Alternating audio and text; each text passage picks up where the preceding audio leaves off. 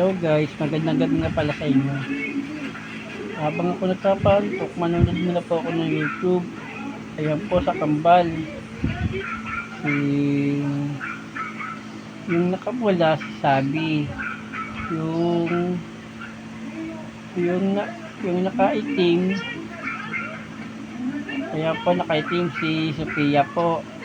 Tapos, and then, yung kambal na bakla naman po, sa mga guest nila yan, mga impostor po, yung mga gumagaya sa kanila.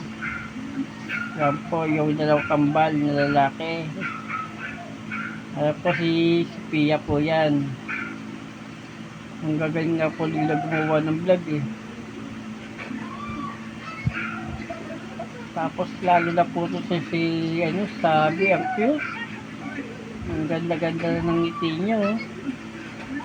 Kaso nga lang po, may anak, may jowa.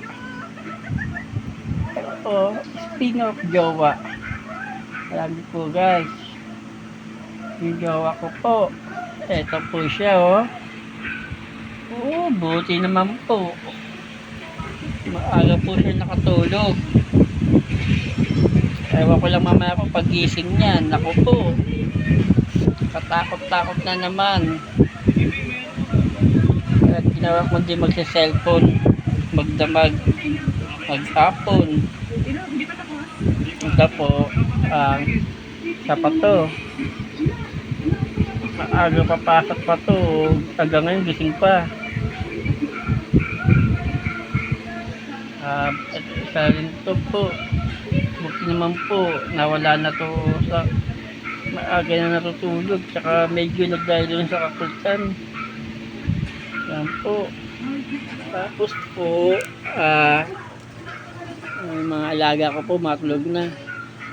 Ito naman po yung baby Carla ko. Ayan po yung baby Carla ko. Hindi na po siya makatabi. Wala po meron na po kami papag. Nahirapan na po siya makyat. Kaya guys, ayan. Hindi na siya makatabi sa akin. Ayan po guys, nanonood po ulit ako ng vlog ng kambal.